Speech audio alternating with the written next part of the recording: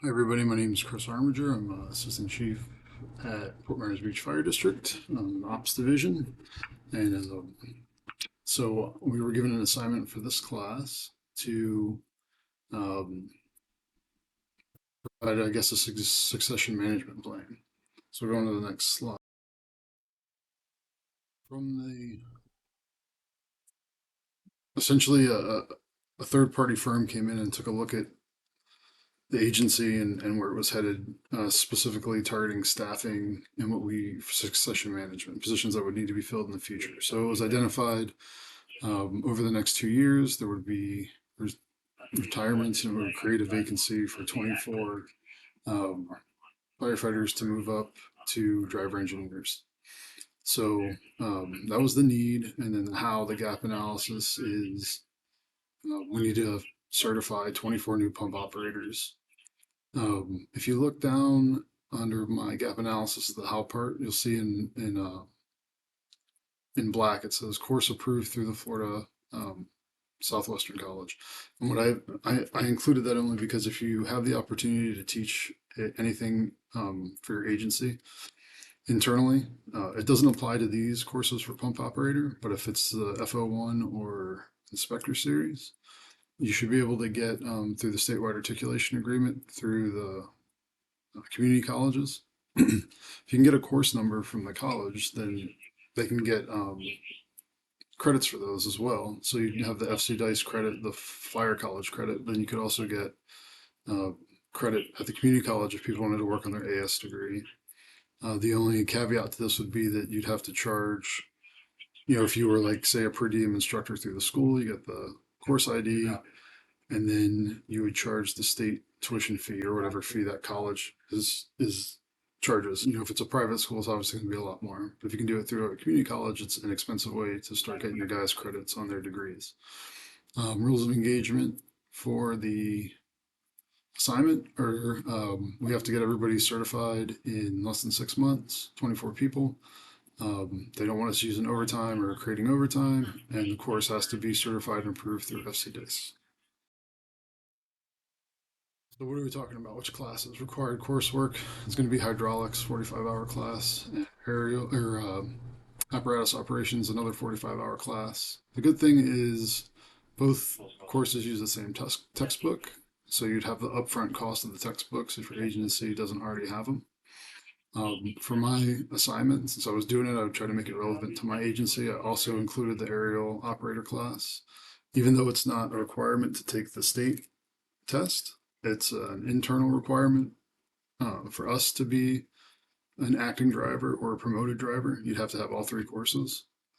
So, you know, taking liberties with what the intent of the course was, I assumed it was to get 24 firefighters up to where they could promote to driver, and this is what it would require here. So the delivery strategy, I went with the blended learning for each course provided in-house by our instructors. The course says you have three certified instructors. You have one that's a instructor one, but they haven't passed the state class. They haven't passed the class yet, so they haven't got their certification yet. So you really can't use them. But um, the way I have it kind of outlined here is doing the blended learning. So for hydraulics, there's no requirement for hands-on practical portion, so it can all be classroom. But the way I built my outline was I had 4 classroom sessions and then 2 outside sessions for hydraulics. And that's because you can get ISO hours if it's facilities, if you're outflowing water. Um, and it's a good way for agencies to maybe time that with when you have to do your flow tests for your hose. And also if you're considering purchasing new hose, or if you're just curious about it, or it's a good way to learn, is to go out and flow test your lines. So after you've done all the hydraulic calculations on the board, you go outside and see what they mean and see what they look like. Same thing, 6 weeks for apparatus operations and 6 weeks for aerial operations. The only difference is those are going to have 2 classroom days and then 4 outside days because you need that 16-hour hands-on. And you can get all the lecture done in 16 hours in 2 days, just having gone through it. And but you need a lot of time outside, just logistically moving rigs around and making sure everybody gets their hands on what they need to get their hands on. So that's why I have that in there. And again, you can get some ISO hours for that if you need it for your training division. And in the testing would be we would do it all on duty. So each duty day every Tuesday, Wednesday, Thursday for 6 consecutive weeks. That way you get a B, and C shift. So you'd have, you rotate it Tuesday, Wednesday, Thursday, 6 consecutive weeks. And then I built in the schedule a 2 week break. So you just have time to get caught up on other training. Obviously, you have personal life. There's going to be other needs that you're just going to have to maintain. So to roll into all 3 classes back to back, I think is just too much.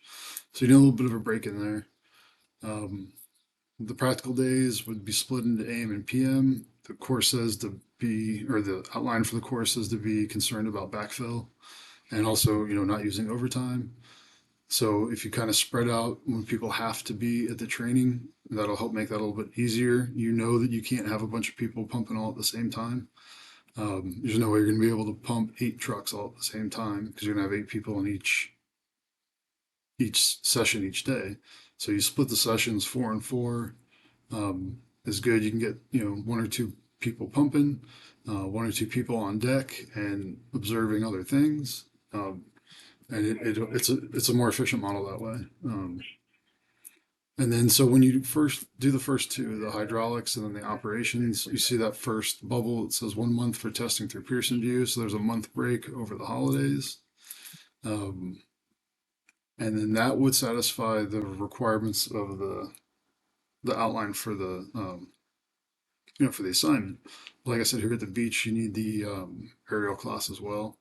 So they come back after Thanksgiving, 2 weeks of lecture for aerial, and then we don't mess with it over the Christmas break when everybody's back from Christmas. We go out and we do all our hands-on stuff with the trucks, and then they'd be certified for the agency. Planning cost considerations. There should be no tuition if we're teaching it in-house. Same thing with the instructors. We'll do one of our training managers each duty day. It said that we had 3, so that's 1 a shift. Inevitably, there will be overtime. Somebody will need to be backfilled. But if you look at the assignment said 400 personnel, so it's a pretty large department. Usually, you're overstaffed 10 or 20% from your minimum, not from what you would like to have, but from your minimum. So you can absorb PPL use and call offs and all that kind of stuff. So you shouldn't have to, but in the case that you did, there's just a rough estimate of kind of what you're looking at. You could have up to $8,000 for, if it was my agency for overtime costs. And then you'd want to plan this out and make sure that everybody's staffed the way they need to be. So you don't want all 3 your training managers obviously on the same shift. Space them out, 8 students, 1 training manager. It doesn't mean you can't have more instructors, right? You want as many instructors as you can, and you can use the engineers, the full-time promoted guys. They're not instructors, but they can be out there as aides to help. And then you have your testing fees through Pearson View, $720. And you could do it online, or you could do it in person. In person, you'd have to build the class yourself, or you'd have to use the course delivery model provided from the fire college, which is what I would do personally because it's done. You're going to hit all the JPRs. You just have to navigate through it. But if you did try to do a blended thing where you brought in an outside agency or you had guys sign up at an agency like Ricky Rescue, those prices there for online are Ricky Rescues. So there's the cost there, and your budget was $25,000, and you were, it wasn't even all available. So yeah, my final recommendation would be to get the course delivery model from the fire college, practice and go through the lectures, get those delivered in 2 or 3 days, and then the rest of the side outside, doing your practical stuff using your on-duty instructors and on-duty crews. I hope that is helpful, and good luck with the course. Thanks.